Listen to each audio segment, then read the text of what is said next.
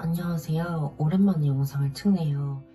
제가 저번 영상에서는 캐나다 워킹홀리데이와 북미 생활 꿀팁들에 대해서 말씀을 드렸었는데 이번 영상에서는 캐나다에서의 삶과 이민과 워킹홀리데이의 단점들에 대해서 말씀을 드려볼까 합니다.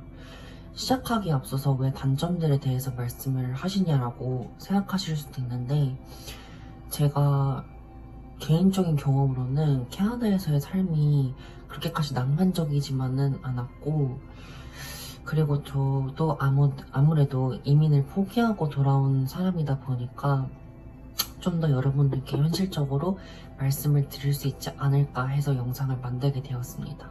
제 생각으로 가장 큰 단점을 차례대로 말씀드리도록 하겠습니다.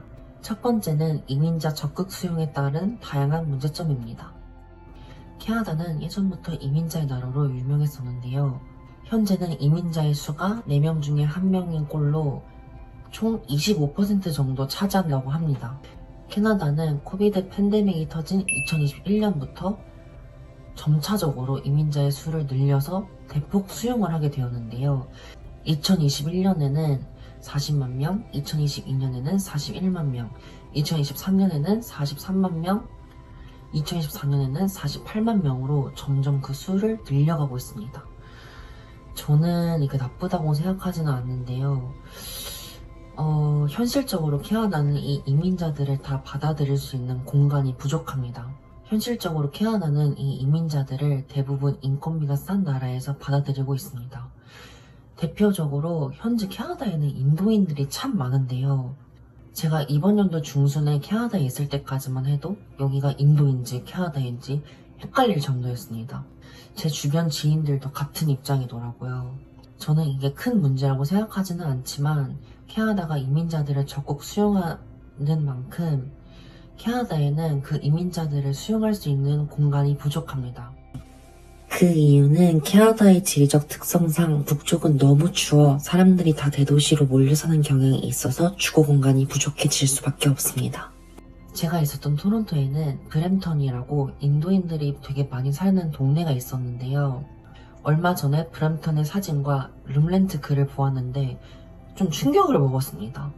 동네 자체가 여기가 캐나다인지 인도인지 구분이 안 갈 정도더라고요.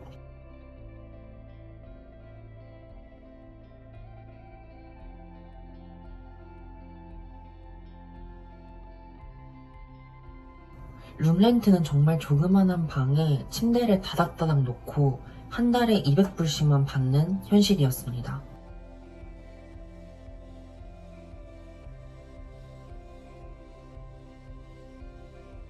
토론토 한 달 평균 룸렌트 값이 800불 이상이라는 것에 비해 엄청 저렴한 가격이었어요. 이에 따라 요즘 캐나다의 저임금 시장은 거의 인도 사람들이 장악하고 있다고 봐도 무방합니다. 예를 들어 저번이나 서버, 캐셔, 우버와 우버이츠 기사 등 인도 사람들이 대부분인 현재 캐나다의 현실입니다. 따라서 현재 이민이나 워홀로 오시는 분들에게는 정말 한국 식당이나 한국 커뮤니티가 아니고서야는 일자리를 구할 수가 없는 추세예요. 캐나다는 현재 워홀 비자를 몇 년 전에 비해 굉장히 여유롭게 많이 주고 있는데요. 사실 그 이유는 막상 일자리를 구할 수가 없는 현실에서 외국인들에게 돈을 더 많이 쓰고 가라는 목적이 크다고 생각합니다. 그래서 제 주변에서는 아무리 캐나다에서 대학교를 졸업하더라도 한국으로 다시 돌아가는 실정입니다. 왜냐하면 그만큼 일자리가 없기 때문이죠. 두 번째로는 마약과 노숙자 문제입니다. 캐나다는 사람들에게 자연이 깨끗하고 살기 좋은 나라로 많이 알려져 있는데요. 저는 이 부분에 대해서는 공감을 해요. 캐나다는 참 자연이 아름답고 사람들도 다른 나라들에 비해 굉장히 친절합니다. 하지만 현재 캐나다는 점점 더 치안이 안 좋아지고 있습니다. 제가 있었던 토론토 다운타운에서는 하루에도 몇 번씩 마약에 중독되어 있는 사람들을 쉽게 보실 수 있습니다. 일단 캐나다에서는 대마초가 합법이다 보니까 그 부분은 넘어가고 설명해 드리도록 하겠습니다. 제가 본 사람들 중에서 기억에 남는 사람들은 지하철역에서 다른 사람들에게 침을 뱉거나 욕설을 하거나 사람을 때리거나 아니면 주사기를 다리에 꽂고 몸이 경직되어서 굳어있는 사람들이었습니다. 요즘 점점 범죄도 증가하고 있는데 그중 상당수가 마약 중독자입니다. 저의 개인적인 경험으로는 길을 걸어가고 있었는데 어떤 마약 중독자가 저에게 죽방을 날리더라고요. 저는 그때 이후로 이렇게 그냥 평범하게 길을 걸어가도 타겟이 될 수 있구나 라고 생각이 들었습니다. 개인적인 생각으로는 뉴욕에서 있었을 때보다 캐나다에서 생활할 때가 조금 더 위험하다고 생각이 들었습니다. 물론 저의 개인적인 생각입니다. 세 번째는 세금입니다. 캐나다는 세금이 참 높습니다. 현재 캐나다의 세금은 12%에서 15% 정도 됩니다. 예를 들어 10불 정도의 물품을 구입하면 1.5불의 세금을 내야 되는 셈입니다. 만약 레스토랑에서 식사를 하면 1.5불에 더해서 18%에서 25%의 팁을 더 내야 하는 실정이고요. 물론 필수는 아니지만 저도 그렇고 사람들도 필수라고 생각하는 분위기입니다. 세금이라는 게 나중에 저에게 돌아오기는 하지만 막말로 그냥 생돈이 나가는 거잖아요. 그래도 좋은 점은 캐나다 정부 사이트에서 세금 환급을 신청하면 돈도 잘 들어오고 한국에 비해서 지원금도 잘 주기는 합니다. 마지막으로는 의료 시스템입니다. 표면적으로 보면 캐나다는 무료로 의료 시스템을 받을 수가 있습니다. 이것만 들었을 땐 참 좋은 제도라고 생각이 드는데요. 사실상 그렇지 않습니다.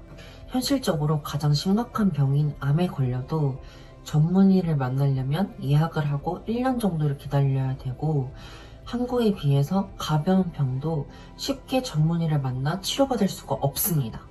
큰 병원이 아닌 일반 동네 병원은 클리닉이라고 하는데요. 클리닉에서는 전문의가 아닌 가정의학과, 간호사들이 대부분 진료를 합니다. 그렇기 때문에 큰 병에 걸려도 진통제만 급하게 처방을 받을 뿐이지 나아지는 것은 따로 없습니다. 그래서 제 주변 한국인 친구들은 한국에 가서 치료를 받고 다시 캐나다로 돌아오거나 외국인 친구들은 그냥 뭐 어쩔 수 없다라는 식으로 그냥 평생 아프면서 살더라고요. 저는 참 이게 안 좋다고 생각을 합니다. 제가 개인적으로 이번 연도 초에 들은 이야기인데 한국에서 워킹홀리데이로 온 학생이 어느 부위가 굉장히 아팠어서 클리닉에 가서 치료를 받았는데 별로 심각하게 생각을 안 하고 진통제만 처방을 받아서 그냥 좀 있으면 나아지겠지라고 생각을 했는데 점점 더 아파져서 한국에 가려고 출국을 결정을 했는데 전날에 사망했다는 얘기를 들었었어요. 저는 이 얘기를 듣고 굉장히 마음이 안 좋더라고요. 물론 저희 지인이 아니라서 자세한 이야기는 모르지만 어쨌든 좀 극단적으로 사망을 했다는 이야기를 듣고 참 이 건강이 중요한데 이렇게 중요할 때 진료를 못 받고 그렇게 안 좋은 일을 당하셨다는 소식이 참 안 좋더라고요. 마음이 안 좋았어요. 그러니까 그런 얘기를 들으니까 참 한국이 좋다고 생각이 들더라고요. 여러분, 저는 뭐가 됐든 건강이 최고라고 생각을 합니다. 자, 이렇게 캐나다에서의 삶과 이민, 워킹홀리데이의 단점에 대해서 말씀을 드렸는데요. 단점에 대해서 다뤄진 영상인 만큼 단점들만 주체적으로 설명을 드린 점 이해 부탁드리며 다음 영상에서 기회가 된다면 장점들에 대해서도 말씀을 한번 드려보도록 하겠습니다. 여러분들께 현실적인 도움이 되었기를 바라며 긴 영상 봐주셔서 감사하고 다음 영상에서 뵙도록 하겠습니다.